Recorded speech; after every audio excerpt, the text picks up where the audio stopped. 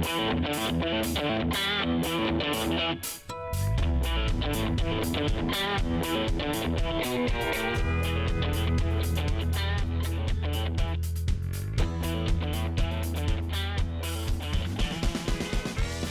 to Private Politics, where we prepare you for your next political conversation. I'm Jeronimo Cortina. And I'm Brandon Rottinghaus. We're political science professors at the University of Houston. Thanks for hanging out with us and talking politics. A massive week this week. Obviously, it's rodeo week, so everyone's psyched up about seeing cows, mutton busting, and, of course, shabuzi. Yes. And many, many more. But in the political world, it was as big of a chaotic rodeo. We have this ongoing conflict with Iran, which certainly has occupied headlines and has definitely reshaped the Trump presidency. Here in Texas, we had a primaries, one of the first in the nation's primaries, and just a wealth of things to talk about. So we're actually going to talk about it this week, and then we'll have another longer discussion about it next week. Correct. Because it's like we have to go into overtime on this. Yes. There's so much going on. And obviously the shooting in Austin was tragic, but has real political implications for what we're likely to see happen in the next legislative session. So let's talk about Iran. This is one of the obviously most important moments of a nation where you have this armed conflict. You've had several U.S. service personnel who have been killed in this action. Operation Epic Fury, as the Pentagon has dubbed the attack, started after the president implied that the Iranians had not essentially played ball and had leveled into being able to have a new treaty to ban nuclear weapons. There's a lot of explanations the Trump administration has given for why they're going to war, accusing them of mass terror, saying they want to have regime change. They backtrack from that a little bit. They're talking about the defense of kind of terrorist activity. So they have been a little bit unclear on the messaging, which I want to talk about as a political story. But obviously this has implications for what happens domestically in the U.S., but internationally in that region. So what are your kind of top level takeaways from the week's war? So the top levels, I don't know if it's one strategy like generate this conflict and then rally around the flag. Yeah. But especially preparing for the midterm. But I don't think that strategy is a winning strategy in any shape or form. Yeah. Why? Because we still have Afghanistan, we still have Iraq in our minds, and those wars become or can become very, very complicated, very, very, very, very fast. Yes. The other implication is you can just, it's not Venezuela, that you go in, take Maduro, and that's the end of the story, because in Venezuela, nothing has happened yet, right? Here, a lot of things can happen. Yes. Right? So the war is spilling over very quickly into the region. And it's creating, and it is not clear that the regime or the system is down, right? That's one issue. And then the other issue is that what is the plan? Yeah. Like, what's next? What are we going to do? Yeah. We hear Secretary Hesketh just saying it could take 1 hour, 4 weeks, 5 weeks. Yeah. We may have troops on the ground. Yeah. We may have not. We may do this. We may do that. So there is a lot of uncertainty. And the worst thing, it has to do with oil. Yeah. And that could be a global disaster and push the global economy into a recession or high inflationary pressures. It's a great point. No, and that means, yes, you've got serious political implications to the effects going on in the Middle East, and in addition to the loss of life, which has been significant. You've got civilians, you've got some combatants who have been killed, so there's a lot going on. You could say I think the retaliation is obviously pretty impressive here. You've got, within the first several days of the war, that it has basically raised new fears about attacks against Europe and attacks against the U.S. Retaliatory strikes against Israel have been obviously increasing. A lot of folks there are hunkering down. State Department has issued warnings saying, be very cautious, traveling in the area, saying you should get out if you can, but they can't really help you get out. So the targets that Iran is targeting are obviously things like the data centers and kind of other related kind of events, and it's going to be pretty messy for a while. And I'm not sure the Trump administration is like prepared to handle the messaging on this. I mean, to one, there's this fear that they're kind of getting into these conflicts without any way to get out of it. This does have these kind of connections to the Iraq War, which, back, in the Bush administration was something that dragged down his presidency. Even to this day, people still use that as a kind of legacy defining moment for him. So this could be similarly problematic for the Trump administration. But in the near term, it's still the case that public opinion is kind of against this. I mean, you've got European leaders saying we should have had restraint and diplomacy, and the decision to strike was too fast. You were negotiating, right? And the number one negotiator in the world, President Trump said, I'm not going to negotiate. You wrote a book about it. Right, but you love to negotiate. And he said that, I think, a couple of years, like 2013 or something like that, that you should always negotiate, especially when you're talking to Iran. And suddenly, I guess the pressure from Israel, as some media has reported, push or brought the Trump administration over the line. Yeah, yet another reason why the Trump administration said they had to act was that they knew that Israel was going to act, and they wanted to make sure that they were at the vanguard of that. That's not going to sell well, I think, with the American people who, were basically told that we wouldn't be in forever wars under the Trump administration. Like the kind of videos that are making the rounds are of Donald Trump promising not to be in forever wars and chastising Democrats for being in these wars forever. So I think that's a real political liability. We start the midterms at war. That's not a good place for a president who promised to make domestic changes, right? If you look at the polling, basically Americans are kind of split down the middle when it comes to whether the attacks were necessary. 41% say the strikes were necessary to prevent Iran from threatening the U.S., and 42% say that Trump should have pursued diplomacy in an extended way. The numbers are even worse in some cases when you look at how supportive people are of the actual actions. 32% are supportive and 39% are opposed. So the split is not good. I mean, some of this obviously is partisan, but, again, it's a question about inference. It's a question about priorities. And if the Democrats, as they already are, saying basically the Trump administration is doing this in an illegal fashion, number one, which we need to talk about, but number two, that you're effectively, not talking about the things the American people care about. You're spending billions of dollars on this conflict in the Middle East that you promised not to do. So where does that leave people? It feels like a mistake on behalf of the Trump administration. Now, presidents get involved in these kinds of affairs because there is a national security necessity. But I guess the question is whether or not you feel like this is a necessary kind of intervention and that it had to be done, or whether, as some people are saying, that this was like a kind of war of choice. Well, I mean, it clearly was. Obviously, there was no Congress authorization. At least this time, Congress or some members of Congress were informed. Like, hey, by the way, we're just going to start bombing Iran with Israel. And the other important thing is since when is the United States following the lead of Israel in terms of getting into an armed conflict, right? I mean, I totally understand if Israel wants to do X, Y, and Z. But the big question here is, shouldn't we have a process within Congress to, weigh in the pros and cons in terms of that? And I'm sure that if the evidence was presented, Congress would have said, yes, absolutely, let's go for it, right? But at least you have that institutional backup, right? Here, the problem with this is that the Trump administration is taking a very huge risk, and if all the plates are broken, the ones that are going to pay are the Trump administration. Yeah, that's a good point. It has reopened this debate about who rightfully wields power and war powers in American democracy. The War Powers Act outlines some of these specific things, and it's worth revisiting this. There were Democrats who said that they want to push this issue, and they are, but it's not likely to be passable, right? You've got enough Republicans who are going to side with Donald Trump regardless of the issue, even though many of them are probably wary about this, and some of them have been very vocal about that. So I think that's probably kind of where things will land. There will definitely be a revisiting of this in the future, but it's not going to happen now because obviously things are emergent, and Donald Trump is effectively in control of the Republican Party.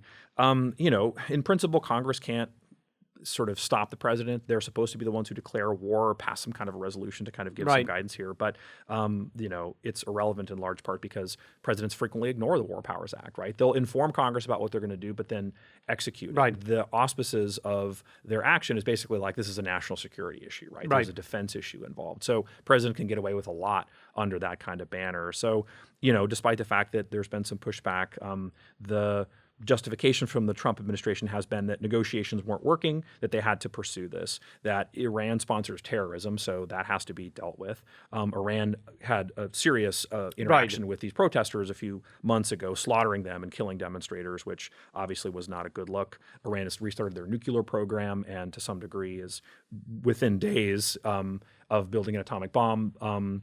But obviously this has been 2 weeks away from building a bomb for the past 15 years. Exactly. But that is exactly right. Yeah. I mean, all those reasons, if presented with the right evidence, so on and so forth, would have made Congress, at least a majority, saying, you know what, we're going for the resolution. Yeah. As simple as that. I don't think that anyone would have done it. I mean, even the mass murders that Iran did with their own people in terms of the protests is reason enough to say, okay, we're going to do. Yeah. But then the other question is, what is civil society in Iran going to do? Once everything is gone or whatever it is, what are you going to do? Are you going to create a Libya problem in some shape or form? Yeah. What about other Western democracies? I don't see any European country very excited and say like, oh yeah, we're going to go and help you out. Yeah. We're the US's allies, right? Right. And then you complicate even things even more. There were reports that Iran were shooting missiles to Turkey.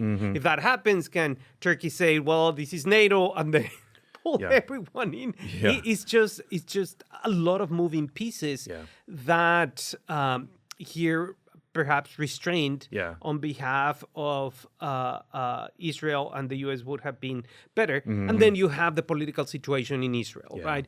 Netanyahu, prime minister, is always in this very weak political arena, especially with the war with Hamas. Now you're entering the war with Iran. Public opinion in Israel is deeply divided about the situation. And Netanyahu is trying to, perhaps with this war, trying to accomplish something internally, politically, in addition that he's involved in a couple of political scandals. So also the internal politics of Israel are extremely complicated and extremely volatile in this situation. I totally agree. No, and you totally have a great point, I think, about that this is something that people would have supported. Congress would have supported that. On the right conditions, Democrats would have supported it too. Iran's a bad actor. There's no question. And the evidence is pretty clear, at least in bulk. And, obviously there's a kind of evidentiary issue that we're used to seeing in terms of like how things were in the lead up to the war in Iraq. But that definitely is something that's sellable. To me, the upside here for Donald Trump is that it would be a major effect, a major outcome if he could have a regime-changing moment here in the same way that Reagan had during his time in office and the Soviet Union. So basically bringing down number one sponsor of terrorism in the world and stemming their nuclear capacity would definitely be a win. That's the best case scenario. But to get there, it's going to be a long haul and a political risk to make that all put together. I mean, the Cold War started after World War II. Yeah. And it was in the 80s with Reagan. Mr. Gorbachev turned these walls down. Yeah. Took a lot of external pressure, a lot of internal pressure. And didn't take, let's go and bomb Moscow, right?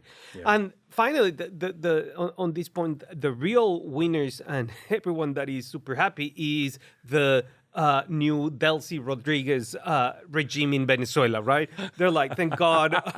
You predicted this, though, yes? like weeks ago. You're like, the attention will be focused elsewhere within like the next few months. I know. They'll get a scot-free moment. And now the big question is, okay, what about Venezuela? Like, hey, don't forget about Venezuela, right? Is that in the Middle East? I don't remember. So it's the same thing. Nothing has happened there. Yeah. And that is a huge problem, especially for our national security, given all the activities that Maduro and the regime were involved. So, no, that's funny. Like the sprawl of this is really, and like, people are, talking about how politics are so rapid fire these days. Of course it is. But like, this is, I think, problematic from a foreign policy perspective because what your goals are have to be pretty clearly outlined. And I'm not sure what that is, but I want to talk about this in the context of like what's next for the Republican Party. So Donald Trump gets the party and the country into these kinds of conflicts that they have to then own. How they get out of it, we'll sort of see. But it strikes me there's not like a really clear plan, but like they seem to have some objectives. But what this does to me in my mind is think about kind of what's next for the Republicans, and that's J.D. Vance and Marco Rubio. This conflict will define how they are seen, right? J.D. Vance, completely against these foreign interventions, right, from the very start, broke with Trump on some of these things, has been a little wishy-washy when it's come to defense of this. But then you've got Marco Rubio, who's right in the middle of all of it. So you could see a kind of dynamic there where Marco Rubio comes a bit ahead because he's the one carrying this for Donald Trump. J.D. Vance, maybe not as big a supporter, perhaps falls a bit behind. If you're looking to see kind of who's going to rally the MAGA faithful in the next election, then perhaps this is the defining event of that. What do you think about that? I mean, it's a great point. Thank you. Yes, at least once. Finally.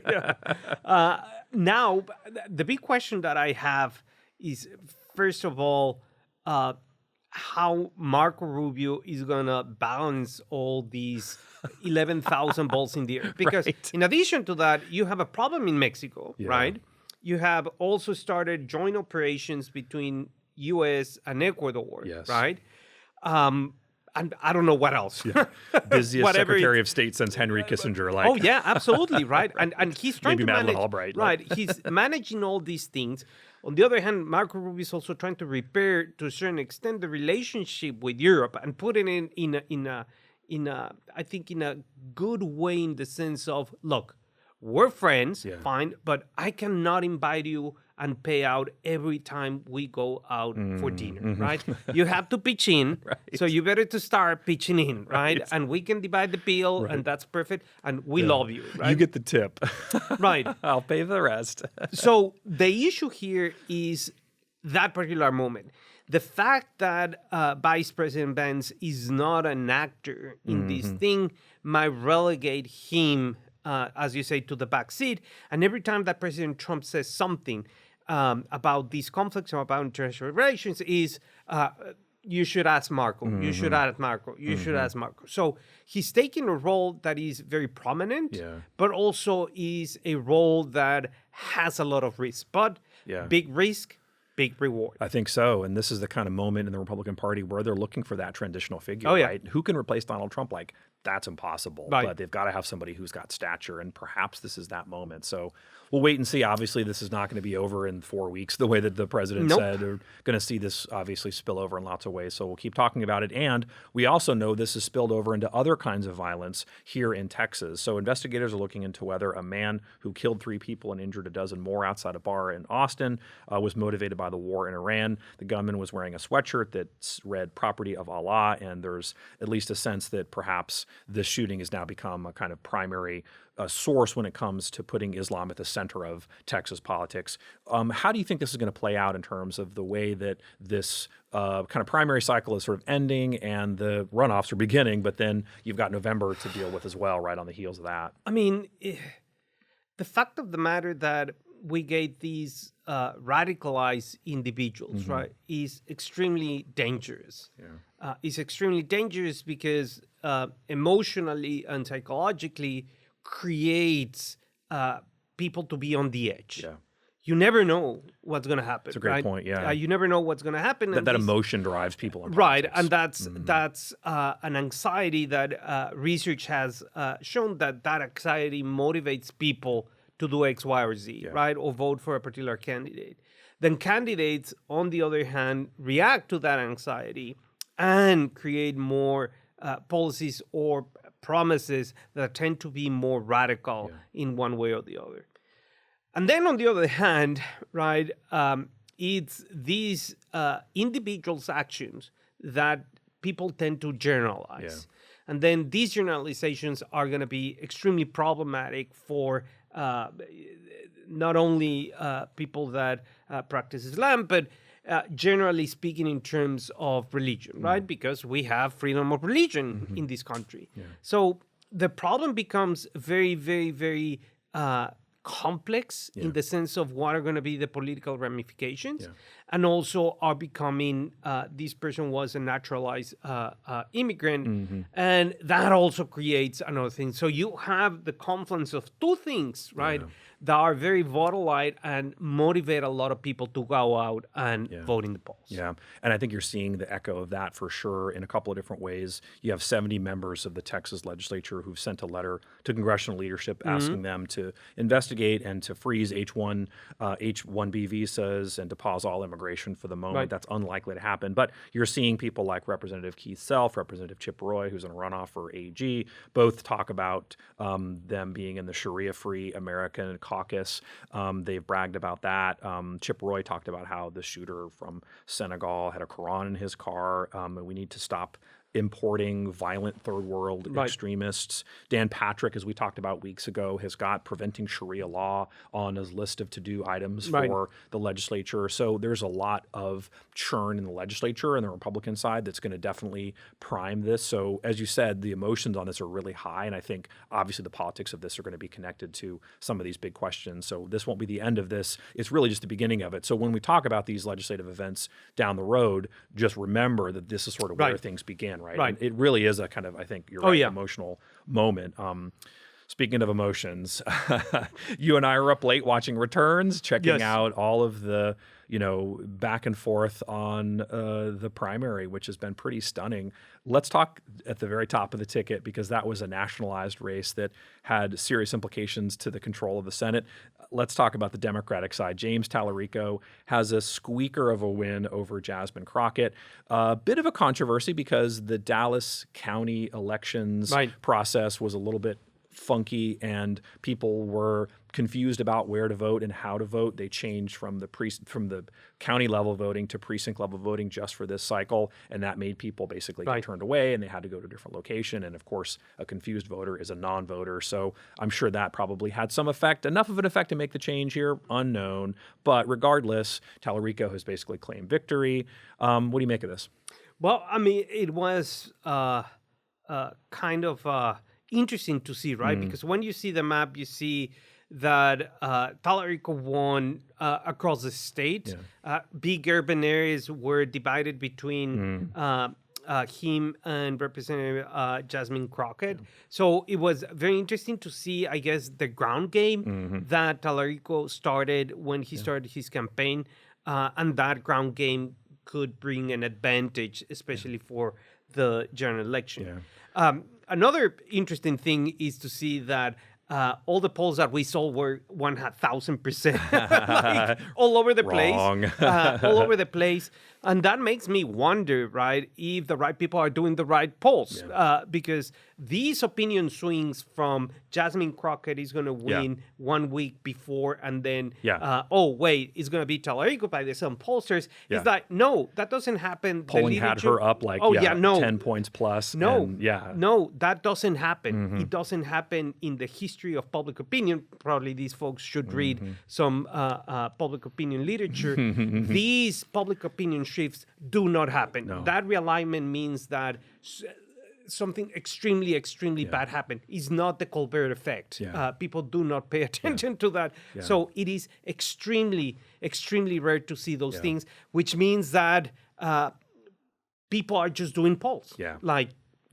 You have to do should it well. Not be in the polling business, because it's actually hurting, right? Those people that actually know how to do polls. I think that's a great point. And it's flawed in such a way as to basically make it almost meaningless and very troublesome to invest in that. And we know these get headlines all over. And honestly, they're often wrong, as we saw. And actually, if you look down ballot, there are a bunch of these kind of races where it was in the opposite direction. So let's get into some of these. We talked about the fact that, Crockett had started late. She ran kind of a not great campaign, a lot of sort of digital stuff, not a lot of sort of kind of establishment approach. That definitely created, I think, a real gap for her. So, but she did perform really well in urban areas. The Democrats are going to have to figure out a way to pull that back together.